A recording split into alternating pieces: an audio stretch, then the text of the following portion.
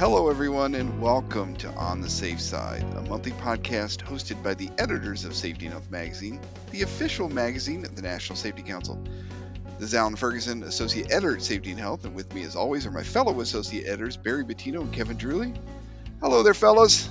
Hello, Alan. How are you today? Pretty good. How about yourself? Doing well, thanks. Hey, Alan. Hey, Kevin. I want to say welcome and thank you all for joining us for the June 2024 episode of our podcast, number 52 in series history. This episode is sponsored by BabbelForBusiness.com, which we'll tell you all about in just a few minutes. Many of you had a unique journey into the safety profession and we want to hear more about it for our My Story feature on our magazine. Submit your personal stories about how you got into the safety field by emailing us at safehealth@nsc.org. To view past My Story entries and catch up on all the news from around the safety world, visit our website at safetyandhealthmagazine.com. In this month's podcast, Kevin will discuss what's in the June edition of Safety and Health Magazine, or in this issue segment. We'll also be joined by Peggy Peterson, the Bureau Chief for Iowa OSHA, for our 5 Questions With interview. Peggy will discuss protecting workers in the heat during the potentially dangerous summer months. And we'll get caught up on news from around the safety world in our In Case You Missed It segment. Is everybody ready? Here we go.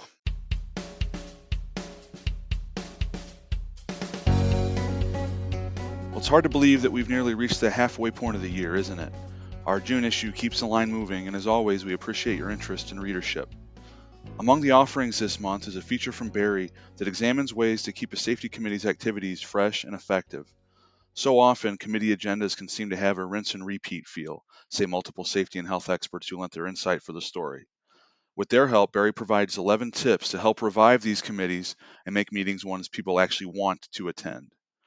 From tip number 1, honing your message, to tip number 11, recognizing committee members, there are lots of takeaways you can start to apply right away. June also is National Safety Month, which we explored a bit more in our previous month's episode. But with that in mind, this issue also includes a glance at products and services that are specifically tailored for the month in a section called Safety Innovators. As usual, the issue also features columns and insights from safety professionals and the latest news from around the occupational safety sphere. Find the coverage in your mailbox or online at safetyandhealthmagazine.com. Are you aware that OSHA cites language barriers as a contributing factor in 25% of workplace incidents? The stakes are high. Safety mishaps harm employees, drain employer resources, and in the worst cases, can be life-threatening. Bridge the communication gap with Babbel for Business. Their digital language learning platform caters to teams with industry-specific content, equipping your employees with practical conversation skills for a safer workplace. Enhance safety, foster understanding. Discover how at babbelforbusiness.com. That's BABBEL business.com.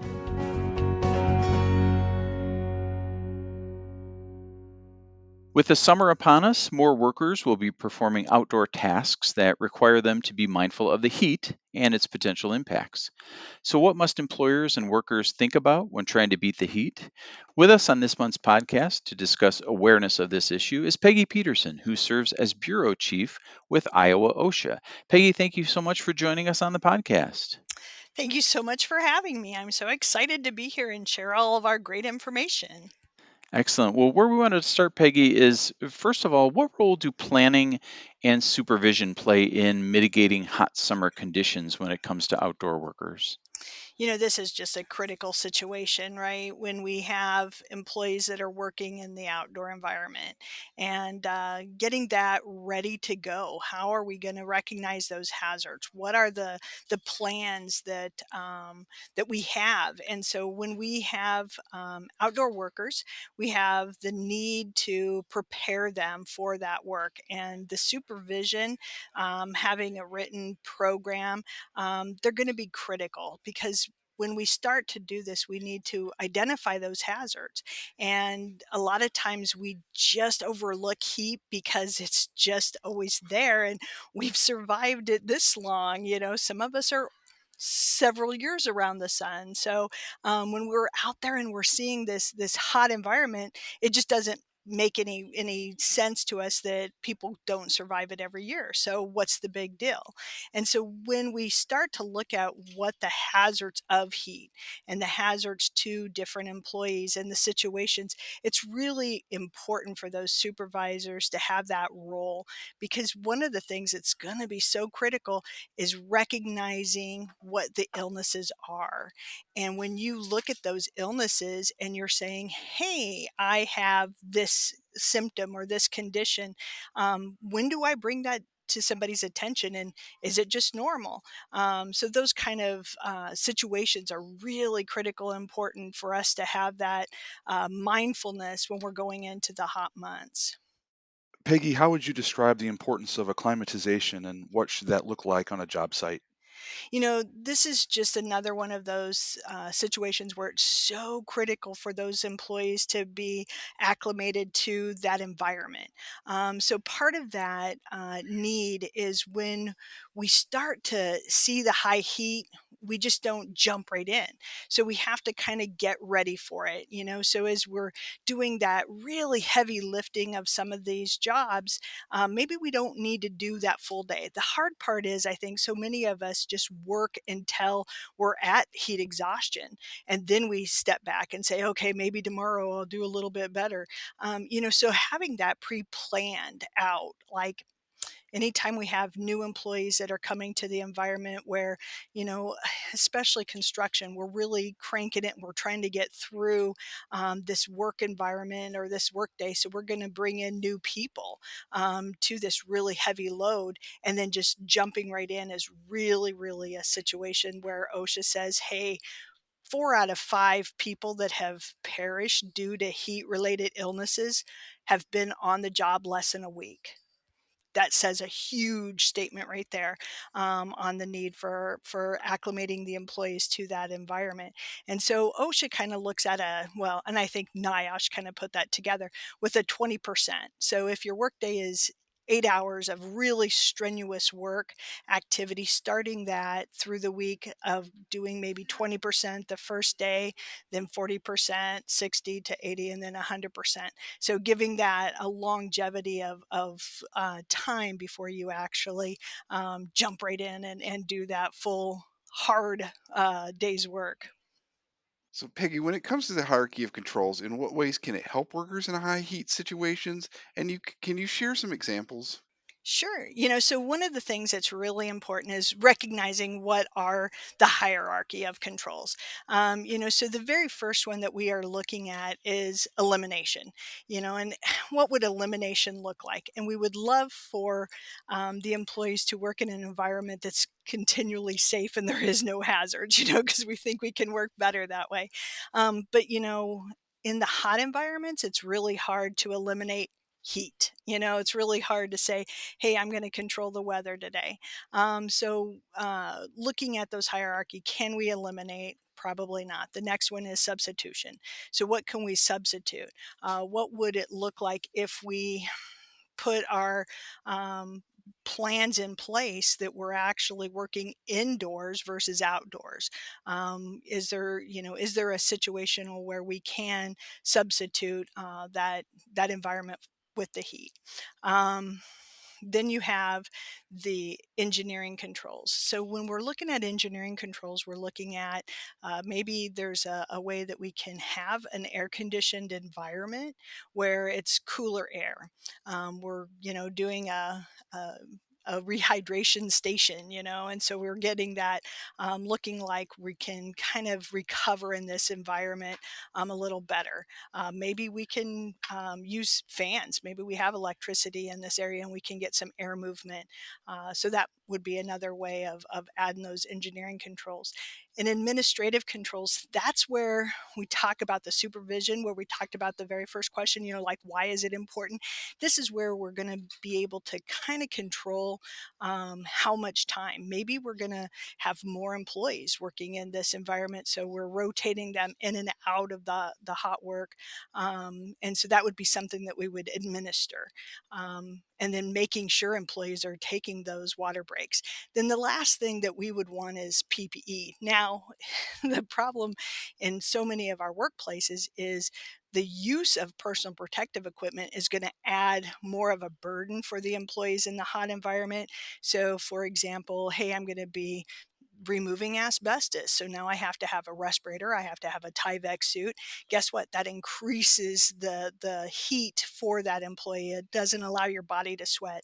So now we have to eliminate how much time we're going to be put into that environment. So that's kind of how that hierarchy of controls would work. There are some really great personal protective equipments that are out there where you can get like a cooling vest or an ice vest or something that will help bring down the core body temperature. So, those are kind of things out there that you could look for. Now, can you do your job in that, or is that going to be something that you would only use in your rest area? Great question for your supervisors. Well, Peggy, you mentioned recognition of symptoms. What should workers and employers know about recognizing heat illness symptoms when they're on the job? Oh, this is one of my favorite questions. Previously, I was in the military. So, those that have been in the military, I don't think basic training's changed a super amount throughout the well, I hate to admit that it's been over 40 years, but whatever. I don't think the training has changed. Common task training is still common task. And so one of the things that I think that they really do a really good job in the military is training you on the signs and symptoms. And so when you're talking about preparing your employees to recognize, if I know that I'm exposed to heat at the point where I'm having cramps and I'm looking at, maybe my rehydration issues, that's a really good time to fix a problem. If I wait till I'm no longer sweating, that's too late.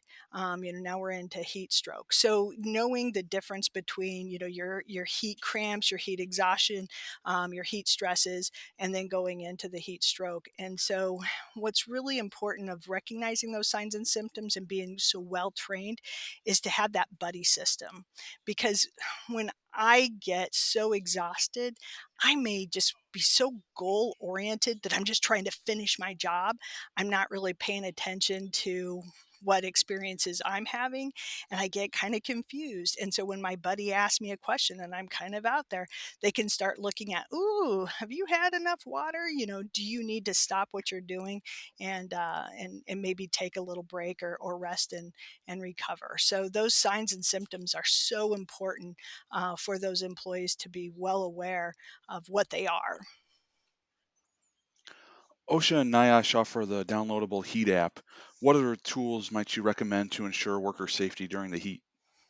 So those tools are really, really important. And I think the important thing is what is going to be user friendly. What do we use in our workplace? So when we're looking at the heat app, that may be something that we've decided that this is our monitor, and that person is going to, tell everybody, or maybe they're going to, put the sign up of, the heat index is going to be such and such today, something of that nature. So what's working? What tools are working? There's a lot of wonderful handouts and printable material or quick cards from OSHA or NIOSH that I think are really beneficial, because on those cards you can have the signs and symptoms, and maybe that's something that the employees could look at as they're, ooh, another one, which I know is kind of an embarrassing thing to talk about, is your urination charts. When you are dehydrated, your urine color is going to have maybe more of an amber look to it. So we want it to be very clear. We're hydrating enough because we can look at this. Having those charts available would really be a benefit to your employees, because that's a self monitoring thing. I can pay attention to that myself, and then I can take care of whether I am getting enough water. And one of the things OSHA and NIOSH talk about is how much water, you should really have as you're exerting your, your body. One of the things that you're looking at is probably, between 24 and 32 ounces in an hour. And that's really important to kind of pay attention to doing that. If you're eating well, then you don't really need those electrolytes because you're going to get enough with your nutrition. But if you're not, maybe you're looking at more of a sports drink or something of that to replenish those. And a lot of employers now have your like ice pops and different things with that replenishing. So you get some kind of a nice ice cool treat and also something that's going to replenish those electrolytes.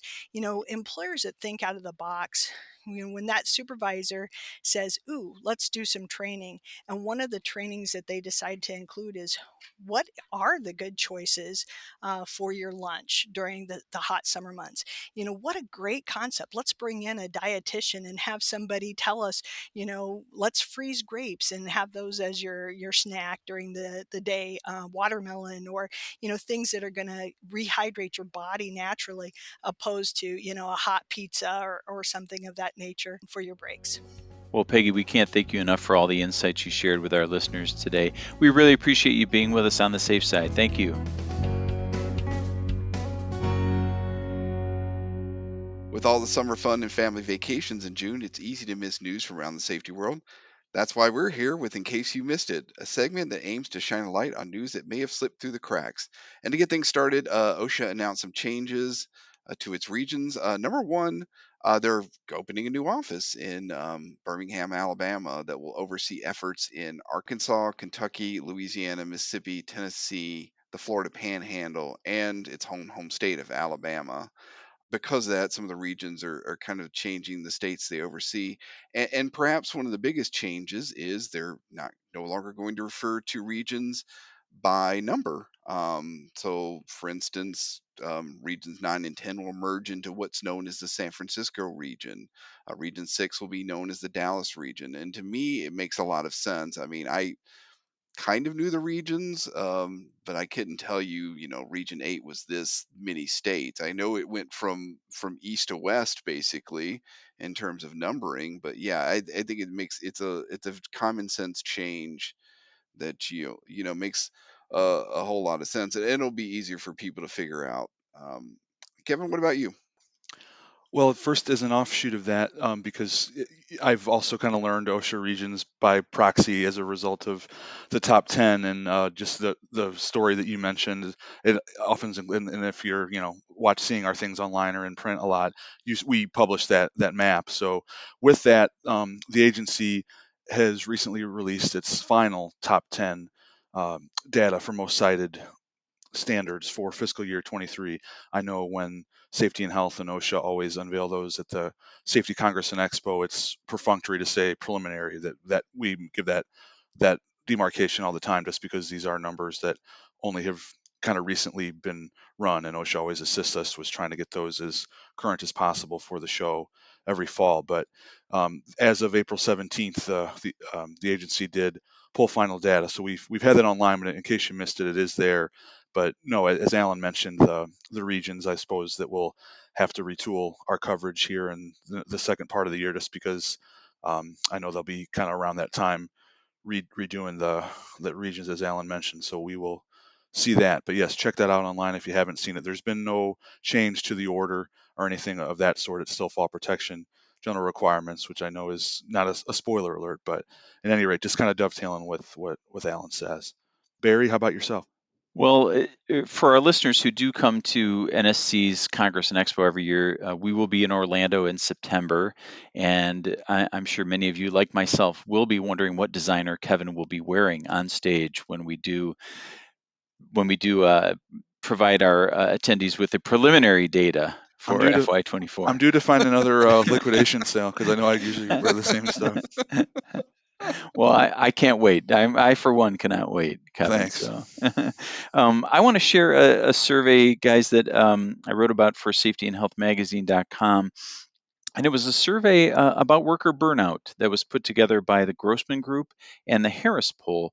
And they surveyed more than 1,100 employees and nearly 1,000 managers about their attitudes toward work. And unfortunately, the results were not super positive. 76% of workers said they felt burned out or ambivalent, and so did 63% of managers, unfortunately. And I think the the big rub here is that 89% of managers believe their workers were thriving. So there's a bit of a disconnect here between employees and managers.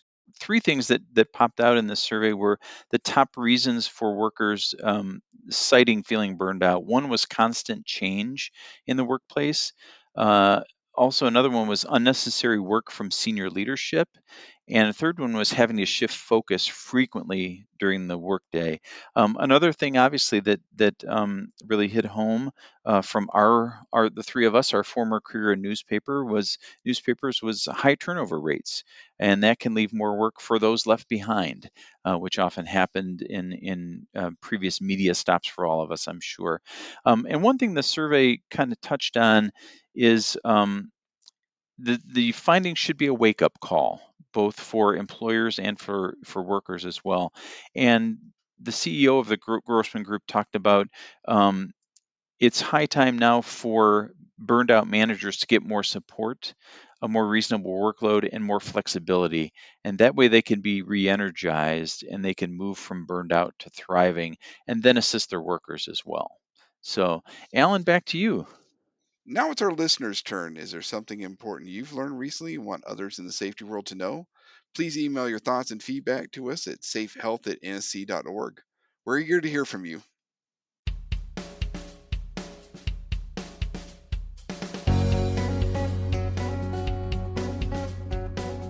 Thank you, everyone, for joining us for this month's episode. We know your time is valuable, and we appreciate you spending some of it with us. We encourage you to visit safetyandhealthmagazine.com/podcast to check out any of our past episodes. This includes episode 26 from April 2022, when we discussed how language barriers can impact workplace safety, and also spent a few minutes speaking with Jessica Bunting, Director of the Research to Practice Initiative at CPWR, the Center for Construction Research and Training. We'd also appreciate you rating, reviewing, or spreading the word about this podcast. To find stories, news, and insights from around the safety world, you also can check out our website, safetyandhealthmagazine.com. And please make sure you follow us on your favorite social media channel. The original music for this podcast was composed by Steve Maslin. Thank you so much, Steve. And a big thank you to all of our NSC colleagues behind the scenes who make this podcast go. We'll be back next month to have more safety-related discussions, talk to trusted voices from around the profession, and hopefully make you smile a little. In the meantime, please stay on the safe side.